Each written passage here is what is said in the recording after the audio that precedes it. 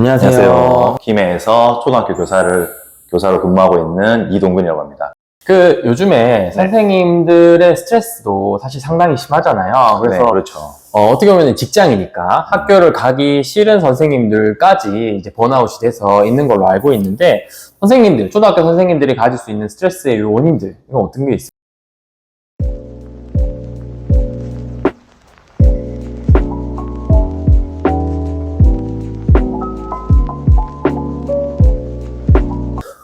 초등학교 선생님들 같은 경우에는 요즘에 사실 가장 큰 문제는 학부모와의 문제가 가장 큰 것 같습니다. 갈등? 네, 학부모와의 갈등이 가장 크고, 두 번째는 이제 학생 통제가 안 되는 아이들 문제가 있고요. 학부모와의 문제에 있어서 많은 선생님들이 좀 부담을 많이 느끼시고, 어떻게 대처를 해야 될지 모르겠다. 지금까지 조금 많이 이야기가 되고 있는 게 아닌가 싶습니다. 그 학부모님들의 갈등이라는 게 주로 어떤 부분에 의해서 조금 힘들어하시나요? 우선은 요즘 학부모님들께서 사실 예전에 비해서 어떤 정보나 아니면 인터넷이나 TV 등에서 많은 이야기들을 듣고 알고 계시는 부분들도 많고 해서 본인들이 알고 계시는 그런 교육 방법들로 가지고 교사들에게 어떻게 보면 기대를 하고 조금 과한 요구를 할 때가 많습니다. 요구가 있다. 네. 모든 분들이 그런 건 아니지만 이제 일부에 관심이 많은 분들이 그런 것들이 조금 힘들게 느껴진다. 그렇죠. 많이 힘들게 느끼시죠. 그러면 이제 그런 학부모님들, 그러니까 관심이 많은 학부모님들이 사실은 어디에나 있잖아요. 그럼요. 그러면 이러한 스트레스를 잘 받는 선생님들의 특징은 어떤 것들이 있어요? 학부모님과 대화를 할 때 사회초년생들 경력이 5년 미만 그 선생님들께서 아무래도 조금 더 많은 어려움을 느끼시고 그리고 이제 성격상 조금 내향적이거나 과도한 부탁이나 어떤 요구를 들었을 때 그런 걸 이렇게 쉽게 거절하지 못하는 선생님들이 거절하지 못하는 좀 크게 생각하신다는 거죠? 그렇죠. 지금 말씀하신 조건이 어느 직장에나 있는 사실은 번아웃의 가장 큰 위험 요인이긴 하거든요. 네네. 이제 좀 사회 초년생의 그 다음에 어떤 타인의 평가에 민감한 분들, 이런 분들이 이제 스트레스를 많이 받는 건데 아마 선생님들도 마찬가지인 것 같은데요. 그러면 반대로 얘기하면 좀 멘탈이 강하다. 그러니까 그런 어떤 과도한 요구나 아니면은 이런 갈등에도 조금 흔들리지 않는 분들의 특징은 어떤 것들이 있어요? 우선 교육관이나 교육 철학이라고 하죠. 선생님들도 사실 그게 졸업을 하고 바로 생기는 게 아니기 때문에 어떤 게 명확하다 이런 거를 생기기까지는 어느 정도 시간이 걸립니다. 이제 그러다 보니까 사회초년생 교사분들은 그런 자기가 맞다고 생각했던 것들이 학부모님들이 요구를 하면 내가 좀 잘못 생각하고 있나? 이게 흔들릴 수 있는데 이제 그런 것들은 교육 경력이 좀 쌓이면서 교육 철학이, 교육관이 확실해지면 학부모님들한테 정확하게 이해를 시켜줄 수 있는 말을 할 수 있고 이런 다른 방법으로 저희는 아이들을 지도하고 있습니다 라고 얘기를 할 수 있는데 그렇지 못한 경우에 이제 많은 힘듦을 느끼는 거죠. 근데 그러면 그거는 시간이 지나서 경력이 어느 정도 쌓여야지 되는 거네요? 일단 최소한의 경력은 필요하다고 봅니다. 아이들이 어떤 다양한 사례도 접하고 학부모님들한테도 어떤 여러 가지 이제 학부모 상담을 통해서 이렇게 대처를 하는 게 좋겠고 학부모님들도 기분이 상하지 않고 조금 융통성 있게 유연하게 얘기할 수 있다. 조금 이제 경험이 쌓이면서 자기만의 어떤 기준들을 세워 나가거나 철학을 가져 나가야 된다. 그렇죠. 그리고 그거 외에도 이제 조금 성격적인 부분도 또 있는 것 같습니다. 우선 교육 철학이나 이런 게 확실하다고 하더라도 남의 부탁이나 요구를 일단은 잘 거절하지 못하는 경우에는 어떻게 대처를 해야 될지 사실 학부모님들을 저희가 매일 접하는 게 아니기 때문에 1년 동안 통화를 한다고 하더라도 만난다고 하더라도 몇 번 안 되는 경우가 많잖아요. 그러다 보니까 그분들하고 관계를 어떻게 해야 될지 일단 결국엔 사람과 사람과의 관계인데 그게 그런 부분들을 조금 어려워하시는 선생님들도 많으시죠. 그럼 이럴 때 어떻게 보통 이제 후배분들이 이제 상담을 한다, 좀 어려움을 가진다고 얘기를 하면 어떤 충고를 좀 해주세요?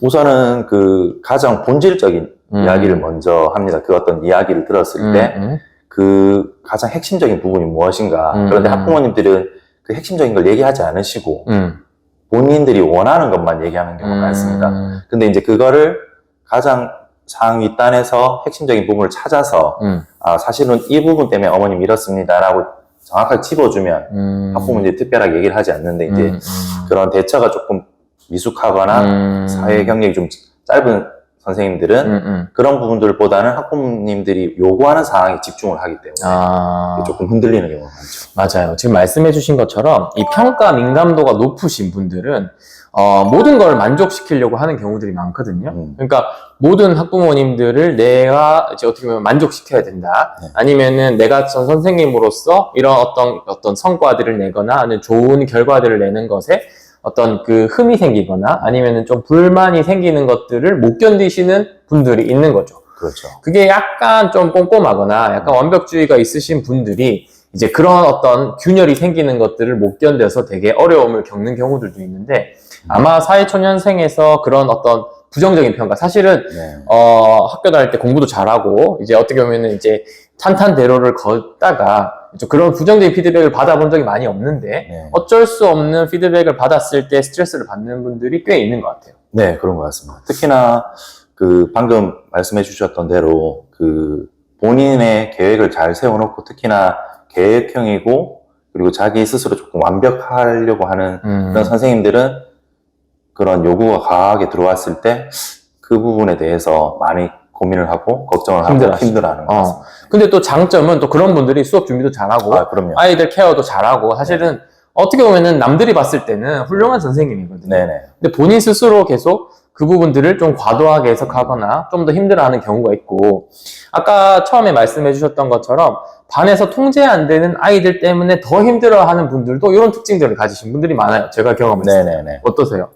그래서 통제 안 되는 아이들이 요즘에는 조금 제가 이제 뭐 제 경험상 18년 동안 이제 아이들을 가르치면서 보면 반에서 그런 비율들이 뭐 조금씩 늘어나는 것 같아요. 늘어난다. 네, 실제로. 늘어나는 것 같아요. 뭐 정확한 퍼센테이지를 이야기는 할 수는 없지만 뭐 매 한 반에 그 어려운 친구들이 한 명 아니면 없거나 그 학년 전체에서 한두 명이었다면 요즘엔 최소 한 반에 한두 명은 좀 제법 통제가 안 돼서 많이 힘든 경우가 발생을 합니다.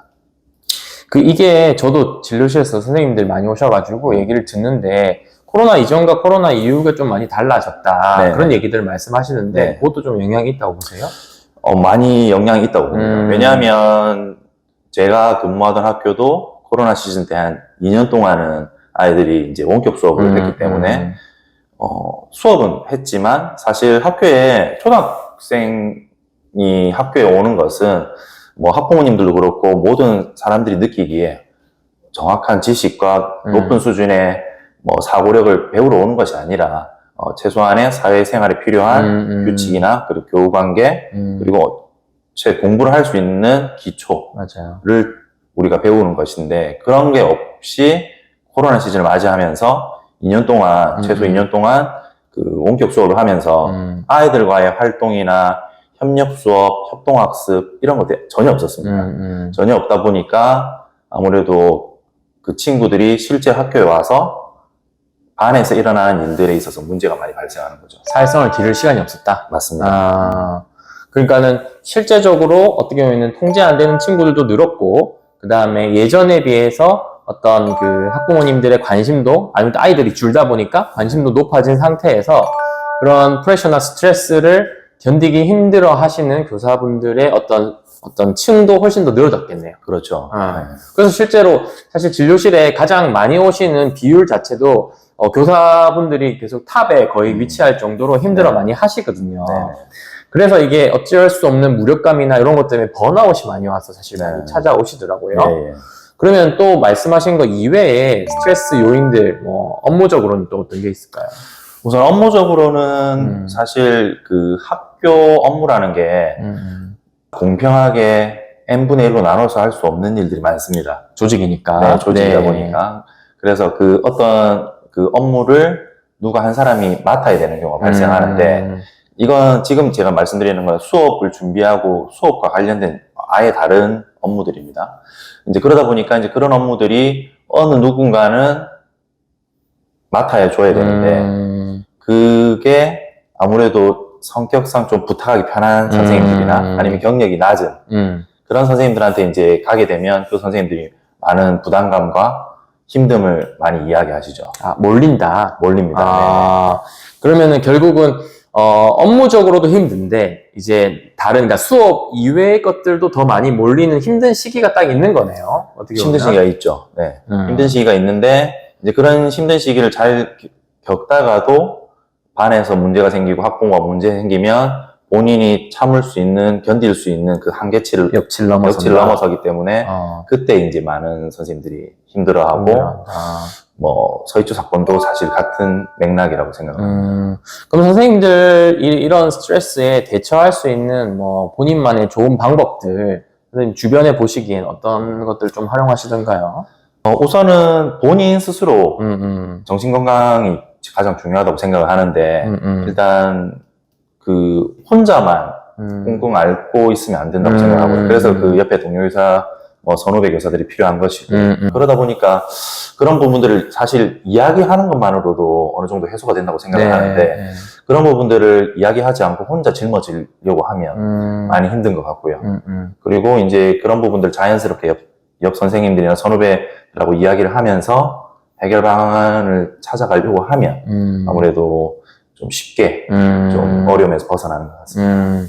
맞아요. 말씀해 주신 것처럼 이런 어떤 지지 집단에서 그러니까 같은 고민을 하는 집단에서 서로 감정을 교류하면서 응원을 받고 솔루션을 찾아 나가는 과정이 매우 중요한데 그게 뭐 되는 분도 있을 거고 네. 그다음에 현실적으로 어려운 분도 있기 때문에 이제 그런 부분들은 최대한 많이 활용을 해봐라. 네. 뭐 그런 부분들일 거고. 그럼 혼자서 해결할 수 있는 방법들이나 이런 팁 같은 것들이 좀 뭐 공유되고 있으신 분들이 있나요? 보통은 뭐 저희가 뭐 구체적으로 명확하게 어떤 것들이 있다라고는 보긴 어렵지만 그냥 선생님들끼리 이야기를 해보면 우선 그 퇴근 후에 일정한 취미를 꾸준히 가진다든지 아니면 운동으로 인해서 본인의 어떤 스트레스를 풀고 해소를 하고 정신건강이나 신체 건강을 조금 끌어올린다든지 그런 부분들이 가장 큰 것 같습니다. 근데 운동 많이 하시잖아요. 그렇죠? 네네, 선생님 저도 운동 많이 합니다. 그래서 이게 결국은 뭐 모든 분들이 힘들어하는 부분이긴 한데 제일 지금 말씀 주신 내용들을 종합해 봤을 때 어떤 그 힘들어하는 특정 그룹들이 있잖아요. 네. 그러면 뭐 내가 거절을 못한다, 아니면은 내가 좀 시선을 많이 의식을 한다, 그 다음에 내가 좀 계획에서 벗어난 것들이 많이 힘들다. 그럼 결국은 본인의 감정을 컨트롤할 수 있는 방법에서 저희가 보통 이제 진료실에 오면 드릴 수 있는 가장 첫 번째 드리는 팁은 뭐냐면 일단 써보라고 합니다. 네. 그러니까 스트레스 요인을 한번 써보세요. 근데 쓰는데 이제 분류를 해서 쓰는 거죠. 그러니까 바꿀 수 있는 부분들이 뭐냐, 그러면 바꿀 수 없는 부분들이 뭐냐. 뭐 예를 들면 교육관의 차이나 아니면은 내가 해줄 수 없는 그런 요구 사항들이 있을 거 아니에요. 규칙에서 그렇죠. 벗어나는 것들. 네네. 그러면은 그거는 어떻게 보면 바꿀 수 없는 것들이겠죠. 그렇죠. 이거 아무리 내가 노력하거나 아무리 설득해도 사실 바뀌기 힘들거든요. 그 대신 바꿀 수 있는 것들이 있을 거예요. 그 안에서. 그러면은 뭐 이거는 내가 해줄 수는 없지만 해줄 수 있는 것들이 있을 수 있을 거고 그 다음에 내가 이거를 개선했을 때 조금이라도 바꿀 수 있는 것들에 집중하다 보면 조금 스트레스가 경감되는 부분들이 생기는 거고 네. 그 다음에 쓰다 보면은 내 머릿속에서 상상하는 것들이 보통 잉크가 퍼지는 것처럼 막 최악의 결과들, 내가 이거 안 해주면 뭐 저 선생님이 나를 이상하게 생각할 거야. 또는 학부모님이 나를 형편없는 선생님을 생각할 거야. 뭐 이런 식의 파국화적인 생각들이 있는데 이제 그런 것들을 조금 더 막아줄 수 있는 효과가 될 수 있기 때문에 저희는 이제 써보라고 많이들 얘기하고 있어요. 네. 그럼 또 제가 선생님들이랑 얘기하다가 또 되게 조금 놀랐던 건 뭐냐면 생각보다 전 이제 전 이제 학교 다닐 때 선생님들의 수업을 들으면서 자랐던 어떻게 보면 학생이었잖아요. 네. 근데 생각보다 이 수업 이외의 발표에 대한 불안이나 공포를 느끼시는 선생님들 또는 교대생들도 전 많이 만나봤거든요. 네네. 주변에 어떠세요? 학부모님들이 안 오셨으면 좋겠다. 아. 그냥 통화로만 했으면 좋겠다. 그냥 부담스럽네. 대면보다는 비대면으로 했으면 좋겠다. 그런 내용들이 아주 많습니다. 그 어떻게 평가될지에 대한 부담감, 네. 그죠? 이런 것들이 이제 기대치랑 다를 경우에 어떻게 좀 부담으로 느껴지는 거고, 네. 사실 제가 그 발표에서 공포나 불안을 느꼈던 게 제가 오늘 처음 얘기하는 건데